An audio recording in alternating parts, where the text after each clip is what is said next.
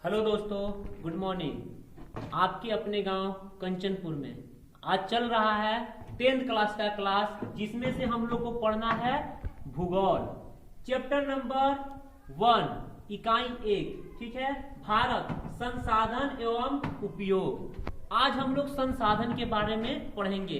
Class 10th का सबसे first chapter है, ठीक है ना। इसको अच्छी तरीका से पढ़ेंगे। आइए जानते हैं कि संसाधन किसे कहते हैं।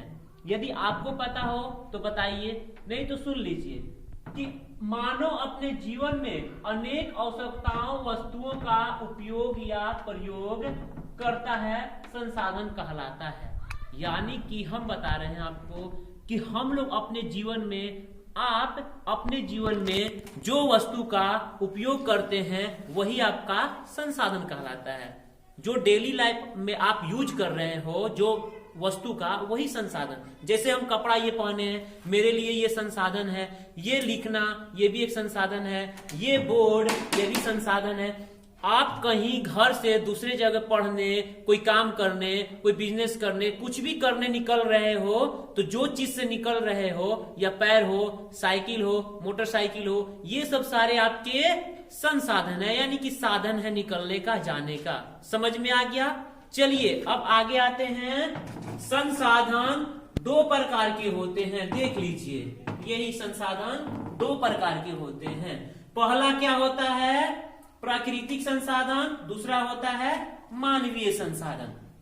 प्राकृतिक संसाधन उसे कहेंगे जो प्राकृतिक द्वारा निर्माण हुआ हो, बना हुआ हो, उसे प्राकृतिक संसाधन कहते हैं। जैसे में पर्वत हो गए, पठार हो गया, ये हो गया आपका जल, फिर इसके बाद में हवा। ये सब आपके प्राकृतिक जो भगवान ने ऑलरेडी पहले से दिया है। देखिए जरा, प्राकृतिक संसाधन। प्राकृतिक संसाधन वे संसाधन होते हैं जो हमें प्राकृतिक से प्राप्त होते हैं। ये मानव इसमें कोई हस्तक्षेप नहीं करता है। ये पहले से ऑलरेडी जिसको बोला जाता है कि भगवान ये हमको दिए हैं। जैसे भूमि, ये प्राकृतिक बहुत पहले से ही ये यहाँ पर है। अब दूसरी आइए, जैसे में मानवीय संसाधन। देख लीजिए, मानवीय संसाधन। मानवीय संसाधन वे संसाधन है जिनका निर्माण मानव द्वारा किया जाता है।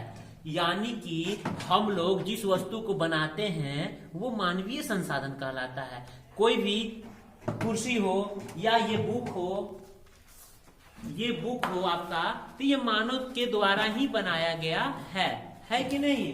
कोई भी यदि आपका ये हो तो ये मानव के द्वारा ही बनाया गया है। इसका मतलब कि आप अपने जीवन में जो भी चीज का निर्माण करते हैं वही आपका मानवीय संसाधन कहलाता है।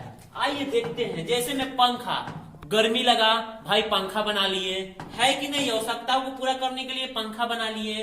फ्रिज है, पानी आप ठंडा के दिनों में तो मान लीजिए गर्म पी लेते हैं, लेकिन गर्मी के दिनों में ठंडा मांगते हैं ना, तो इसीलिए आप फ्रिज ले लिए, फ्रिज बना लिए, मानव द्वारा निर्मित हो गया। दूसरा चीज परिवहन। एक स्थान से दूसरे स्थान जाने के लिए हम लोग गाड़ी का, साइकिल का, कुछ चीज का, मोटरसाइकिल का उपयोग करते हैं। ये भी हमारा एक संसाधन होता है। यानी कि मानव के द्वारा बनाया गया ये साधन है, जिसको संसाधन बोलते हैं। आगे आइए, संसाधन के वर्गीकरण का आधार। देखिए कितने वर्गों में रखा गया है।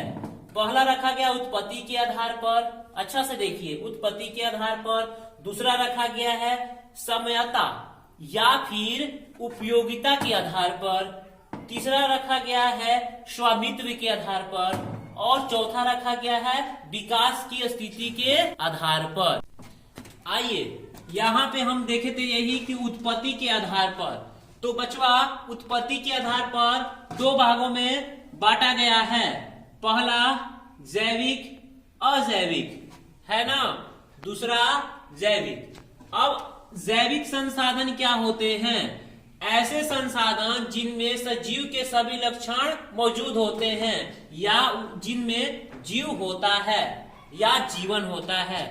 यानी कहने का मतलब वो है कि जो संसाधन उसे कहते हैं जिसमें जीव होता है और सजीव का सारे लक्षण होते हैं, उसे कहते हैं।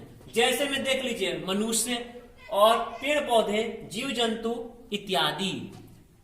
अजैव संसाधन, ये देखिए निर्जीव वस्तुओं को क्या बोलते हैं? अजैविक संसाधन, है कि नहीं? जैसे में देख लीजिए जिनमें जीव नहीं होता है, यानी कि जीवन नहीं होता है। जैसे में मान लीजिए कि चट्टान हो गए, धातु हो गया, खनिज हो गया, मिट्टी हो गया और लकड़ी इत्यादि। फिर उसके बाद में आते हैं ये उपयोगिता के आधार पर, आप लोग इसको समझिएगा,